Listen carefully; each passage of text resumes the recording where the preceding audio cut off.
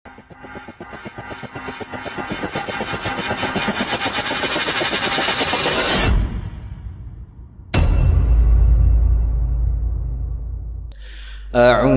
بالله من الشيطان الرجيم. بسم الله الرحمن الرحيم.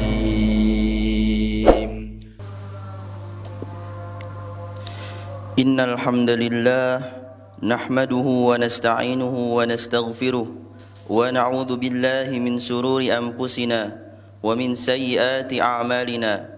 من يهد الله فلا مضل له ومن يضلل فلا هادي له. أشهد أن لا إله إلا الله وحده لا شريك له وأشهد أن محمدا عبده ورسوله. أما بعد، فيا عباد الله أوصيكم وإياي نفسي بتقوى الله حق تقاته فقد فاز المتقون. Hadirin salat Jumat yang Allah muliakan, tak henti-hentinya kita panjatkan puja dan puji syukur kita kepada Allah Subhanahu wa taala yang telah memberikan karunia iman dan Islam. Karunia yang besar yang Allah karuniakan kepada hamba-hambanya. Semoga kita selalu mendapatkan hidayahnya serta berada dalam keadaan iman dan Islam hingga akhir hayat kelak. Dan khatib mengajak diri sendiri dan jamaah sidang Jumat sekalian untuk selalu meningkatkan ketakwaan kepada Allah Subhanahu wa taala yang mana telah difirmankan oleh Allah Subhanahu wa taala dalam surah Al-Imran ayat 102 yang berbunyi, Ya ayyuhalladzina amanu taqullaha haqqa tuqatih wa la tamutunna illa wa antum muslimun, yang artinya, hai orang-orang yang beriman, bertakwalah kepada Allah sebenar-benarnya takwa kepadanya, dan janganlah sekali-kali kamu mati melainkan dalam keadaan beragama Islam. Sidang salat Jumat yang Allah muliakan, dalam khutbah Jumat kali ini mari kita merenung sejenak sejauh mana kita telah berbakti kepada orang tua kita. Kehadiran kita di dunia ini tidak luput dari pengorbanan orang tua kita. Dalam Quran surah Luqman ayat 14, Allah Subhanahu wa taala berfirman yang berbunyi, "Wa wassaynal insana biwalidayhi hamalathu ummuhu wahnan ala wahni wa fisaluhu fi 'amaini an ishkur li wa liwalidayk ilayyal masir." Yang artinya, dan kami perintahkan kepada manusia agar berbuat baik kepada kedua orang tuanya. Ibunya telah mengandungnya dalam keadaan lemah yang bertambah-tambah dan menyapihnya dalam usia 2 tahun. Bersyukurlah kepadaku dan kepada kedua orang tuamu, hanya kepada aku kembalimu. Jamaah sidang salat Jumat yang Allah muliakan, dalam kesempatan khutbah Jumat kali ini kita akan melihat 3 peristiwa dari banyak peristiwa yang menunjukkan betapa besarnya perhatian Islam terhadap seorang ibu. Yang pertama adalah peristiwa Nabi Isa alaihissalam yang berbicara saat masih bayi. Sungguh adalah sebuah peristiwa yang sangat besar saat Allah menciptakan Nabi Isa alaihissalam tanpa seorang ayah untuk menunjukkan kebesaran Allah Subhanahu wa taala. Namun kelahiran Nabi Isa alaihissalam sempat mendatangkan tuduhan keji kepada Maryam yang digambarkan dalam surah Maryam ayat 27 dan 28 yang artinya, kemudian Maryam membawa bayi itu kepada kaumnya dengan menggendongnya. Kaumnya berkata, "Wahai Maryam, sungguh engkau telah membawa sesuatu yang sangat mungkar. Wahai saudara perempuan Harun, yaitu Maryam, ayahmu bukan seorang yang buruk perangainya dan ibumu bukan seorang perempuan pezina." Lalu apa yang dilakukan oleh Siti Maryam? Ia menunjuk Nabi Isa alaihissalam yang kala itu masih bayi.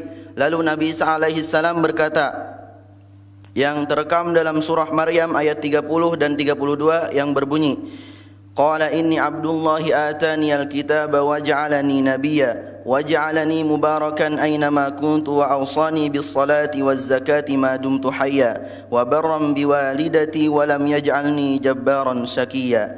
Yang artinya, Nabi Isa berkata, sesungguhnya aku hamba Allah, Dia memberiku kitab dan Dia menjadikan aku seorang nabi, dan Dia menjadikan aku seorang yang diberkahi, di mana saja aku berada. Dan Dia memerintahkan kepadaku melaksanakan solat dan menunaikan zakat selama aku masih hidup, dan berbakti kepada orang tuaku, dan tidak menjadikan aku seorang yang sombong lagi celaka. Dari peristiwa tersebut jelas bahwa berbakti kepada ibu adalah bukti dari kemuliaan seseorang dan keimanan kepada Allah Subhanahu wa taala. Peristiwa yang kedua yaitu peristiwa saat Nabi Ismail alaihissalam ditinggal bersama ibunya di padang tandus. Atas perintah Allah Subhanahu wa taala, Nabi Ibrahim alaihissalam harus meninggalkan Nabi Ismail alaihissalam yang masih bayi bersama ibunya. Bersama ibunya yaitu Siti Hajar di Mekah yang saat itu begitu tandus. Siti Hajar bertanya kepada Nabi Ibrahim, apakah hal ini perintah Allah Subhanahu wa taala? Ketika Nabi Ibrahim alaihissalam mengiyakannya, maka Siti Hajar menerima perintah tersebut dengan pasrah. Dalam suasana haus dan terik, Siti Hajar lalu berusaha mencari air dari Safa ke Marwah hingga 7 kali bolak-balik, dan alhamdulillah dengan pertolongan Allah Subhanahu wa taala, akhirnya air Zam-Zam muncul di tanah dekat kaki Nabi Ismail alaihissalam. Yang luar biasa adalah peristiwa seorang ibu ini yang berusaha untuk mencari air untuk putranya, diabadikan oleh Allah Subhanahu wa taala sebagai salah satu ritual dalam ibadah haji yang disebut sa'i.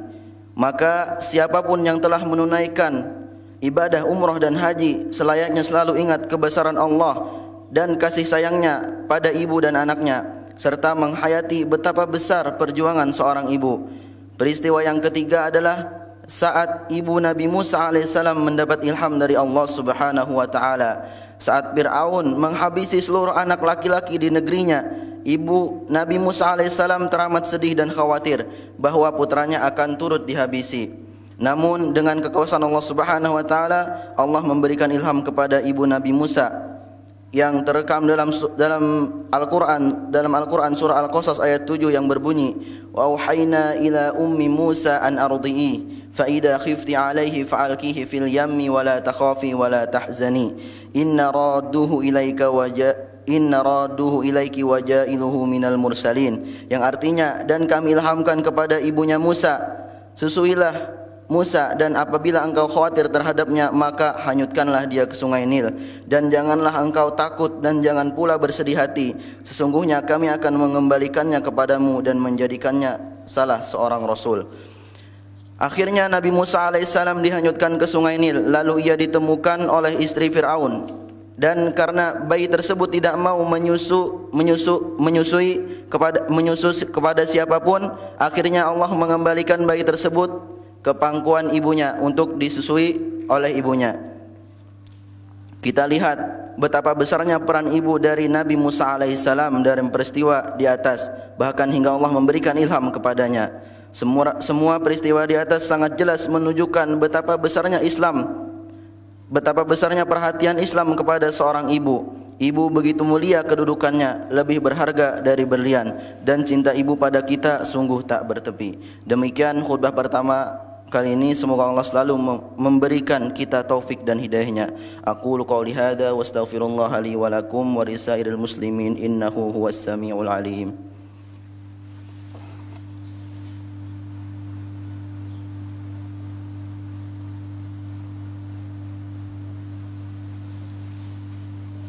Alhamdulillah wassalatu wassalamu ala Rasulillah nabiyina Muhammad wa ala alihi wa sahbihi wa mawalah, wa asyhadu an la ilaha illallah wahdahu la syarikalah, wa asyhadu anna Muhammadan abduhu wa rasuluh.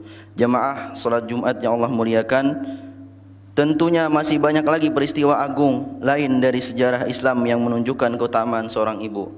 Namun kita simak sedikit hadis dari Rasulullah sallallahu alaihi wasallam yang berbunyi, yang diriwayatkan oleh Abu Hurairah, seorang sahabat bertanya kepada Rasulullah sallallahu alaihi wasallam, siapa yang paling berhak untuk aku berbakti? Rasulullah sallallahu alaihi wasallam menjawab, ibumu, lalu ibumu, lalu ibumu, lalu ayahmu, lalu orang-orang terdekat denganmu. Maka luangkanlah waktu untuk berbakti kepada ibumu, bahkan jadikanlah berbakti kepada ibu sebagai kesempatan untuk meraih ridhonya dan mendapatkan keutamaan pahalanya. فيا أيها الناس اتقوا الله تعالى وذروا الفواحش ما ظهر منها وما بطن وحافظوا على طاعته وحضور الجمعة والجماعة واعلموا أن الله أمركم بأمر بدأ فيه بنفسه وثنى بالملائكة قدسه فقال تعالى ولم يزل قائلا عليما إن الله وملائكته يصلون على النبي يا أيها الذين آمنوا صلوا عليه وسلموا تسليما اللهم صل على محمد وعلى آل محمد كما صليت على إبراهيم وعلى آل إبراهيم إنك حميد مجيد وبارك على محمد وعلى آل محمد كما باركت على إبراهيم وعلى آل إبراهيم إنك حميد مجيد اللهم اغفر للمسلمين والمسلمات والمؤمنين والمؤمنات الأحياء منهم والأموات إنك سميع قريب مجيب الدعوات اللهم أحسن عاقبتنا في الأمور كلها وأزرنا من خزي الدنيا وعذاب الآخرة ربنا هب لنا من أزواجنا وذرياتنا قرة أعين واجعلنا للمتقين إماما ربنا آتنا في الدنيا حسنة وفي الآخرة حسنة وقنا عذاب النار وصلى الله على سيدنا محمد وعلى آله وصحبه أجمعين سبحان ربك رب العزة عما يصفون وسلام على المرسلين والحمد لله رب العالمين عباد الله إن الله يأمر بالعدل والإحسان وإيتاء ذي القربى وينهى عن الفحشاء والمنكر والبغي يعظكم لعلكم تذكرون واذكروا الله على نعمه يزدكم ولذكر الله أكبر والله يعلم ما تصنعون أقيموا الصلاة